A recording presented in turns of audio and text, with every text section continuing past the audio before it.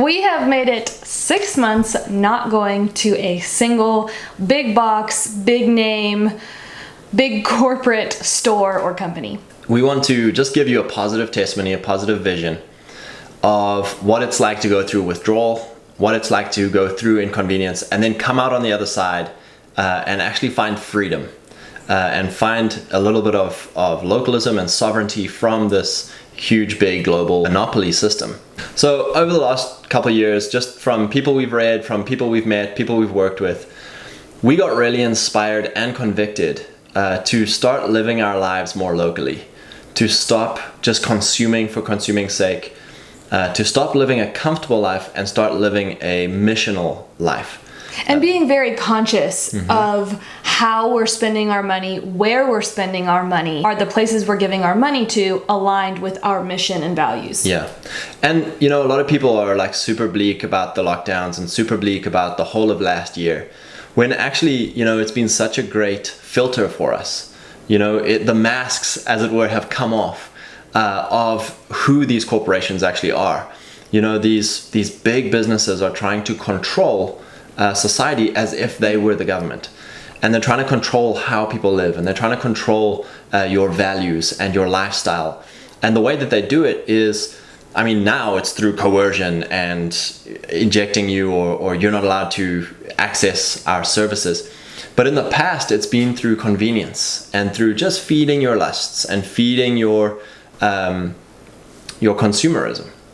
Our consumerism. This is where we were. And we come from a place of going to Whole Foods at least 3 times a week. We used to live behind a Whole Foods, and we loved that place. We were addicted to Whole Foods, and to the point where when we moved an hour away, we would still drive into town once a week to go to Whole Foods. And even then, even after lockdowns, even after we like knew, you know, that man, this company doesn't have the same values as us. It doesn't promote the same. In fact, it's actually destroying the values that we love. And it's like, okay, well, you know, it's not that bad, and just once a week, and, you know, we make all these justifications. It's just a matcha. Yeah, and we still keep going there. And so we were really thankful, because it wasn't our great strong conviction. It wasn't our great, like, oh, you guys are so disciplined and stuff. It's like, no, we literally went in one day without a mask, and we got shouted down, like to the point where you were like trembling in the parking lot after.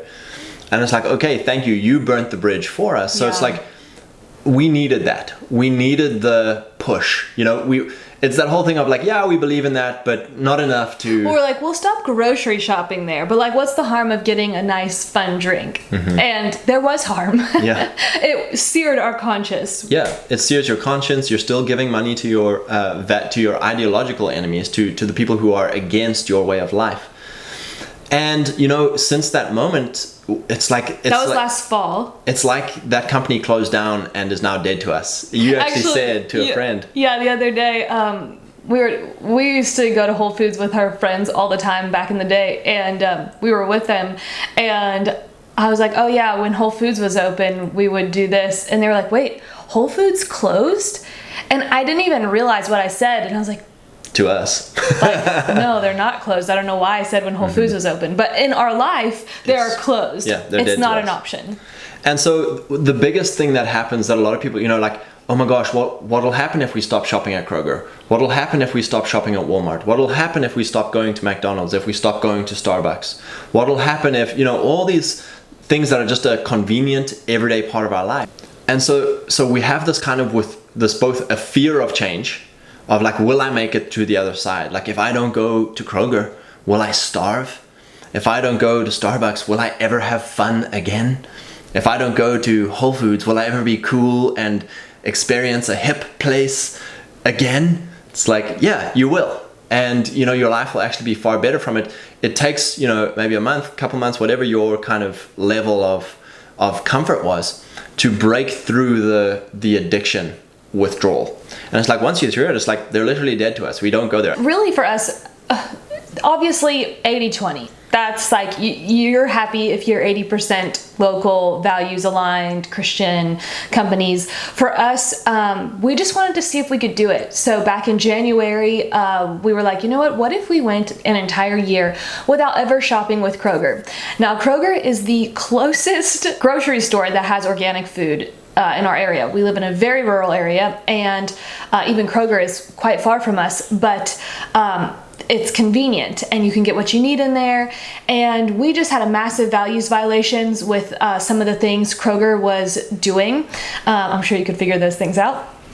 And so we were like, you know what, we're done. We're done giving them our money. We're done supporting them, and we'll figure out another way. We had already discovered Azure Standard, and so we'll get stuff through them, and let's just see if we can do it. And so I think for us, having that challenge, what really is what made it to where when it could be convenient, we still didn't go there. Because in the back of my mind, I'm like, no, we can go an entire year without shopping at Kroger. And you know what's been really cool is I don't think we'll ever shop at Kroger ever again, because we've made it 6 months now, and I don't feel like I'm missing out. Once you've gone a certain amount of time, like with Whole Foods, it's like it's not even an option anymore. We don't miss Kroger. I don't even think about it unless someone's like, oh, you can go to Kroger and get that. Oh, you can go to Target and get that. Oh, you can go to Amazon and get that.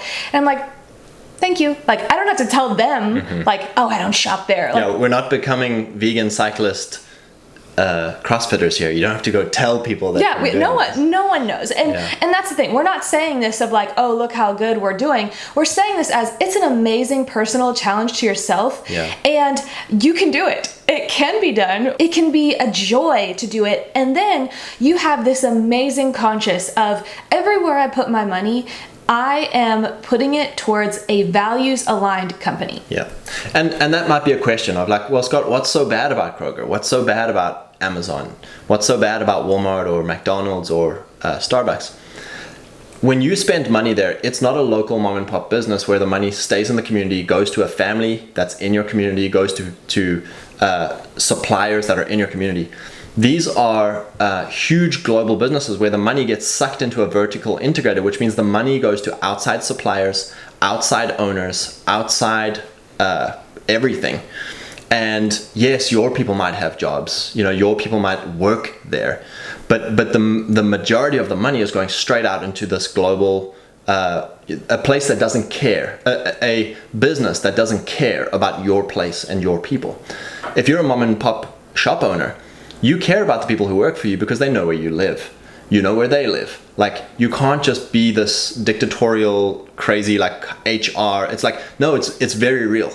When you have small businesses, it's almost like family. But when you have this big corporate thing, it's like, it's schedules and HR and $10 an hour and blah, all this kind of stuff. The next thing is what Kroger and Amazon and all these guys do. They have local vendors. They have local, we're selling with Amazon or we're selling with Kroger. They know which things sell the best. And then they're like, oh, we'll make a house brand of that. We'll cut these small producers out and do it ourselves.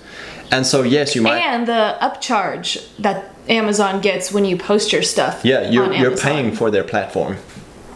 And so it's like, yes, you might get an immediate great profit out of it, but it's like in the long run you're cutting your own legs out from under you because you're making them a monopoly platform instead of opening your own shop or getting a co-op with a bunch of people who are in your own area where you can set the values, you can set the prices. If you have a wrong opinion, well, sorry, you can't sell through us, you can't buy through us, you can't use this monopoly platform. It's like, well, where else do we go? And it's like, you change your opinion. That's the only thing that can happen. So, this is not like an extreme, like, oh my gosh, just stop everything, throw everything out right now. It's like, no, like 2080.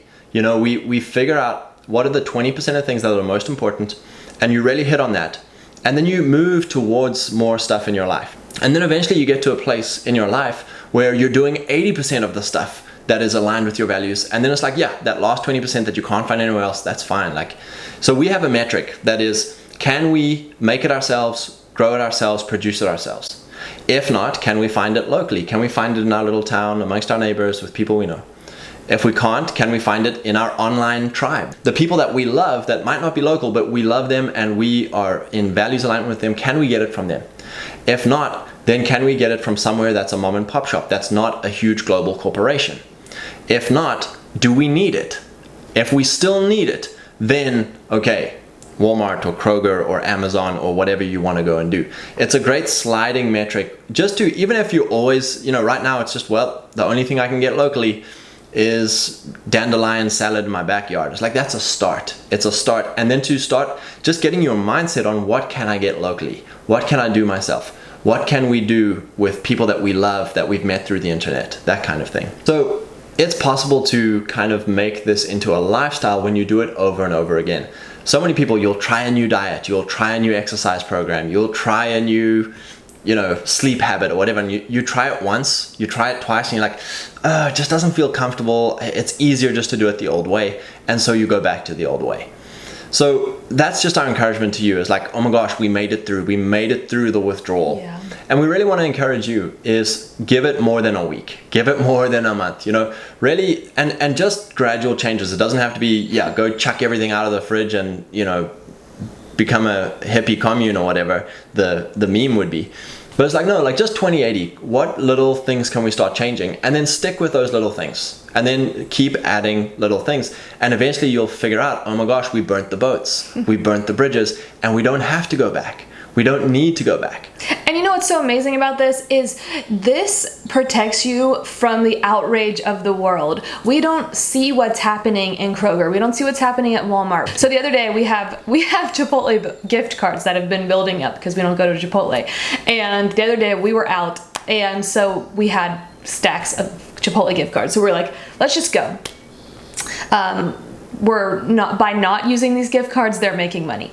And so we go in, and there's like signs about the jab on the door, and people are wearing masks, and children are wearing masks, and it just very much bothered me because we haven't been around that. We haven't experienced that. We don't associate with those type of people. We're not in these big corporate businesses that are still into this whole drama that's going on. And that was a culture shock to us. And I was like, oh gosh, like this is why we don't shop here. This is why we don't come here. And we don't complain about these places because they're not a part of our life. Yeah. And we're not controlled. We're not a victim of them because we don't use them. Yeah. We don't get worked up when we see things on their door or see things with their staff because it's like, we don't need you. Yeah. And so we don't use you. And it was that even more was further conviction of this is why we don't shop at places like this. This is why we don't give them our money. And this is why we won't continue to shop there. Yeah, and it just brings so much peace to your life. It really calms down how much you want to control everyone else. It's like, no, I don't need to control you because I'm not controlled by you. And we can pretend like 2020 didn't happen. So you can't just like, oh, back to life as normal. Let's just pretend that these businesses didn't enforce masks. And don't pretend like they aren't enforcing their employees to get the jab. And it's like, we're not going to pretend that 2020 didn't happen and all of these rules that these companies make didn't happen, and we're also not going to outrage about it. They are not a part of our life, and so we're not victims to them, but we will not give them our support, our attention, our time, our energy, our money. All of our resources is going to go towards things that we are totally values aligned with. Yeah. So praise God, and we bless you, and may you have a wonderful local life.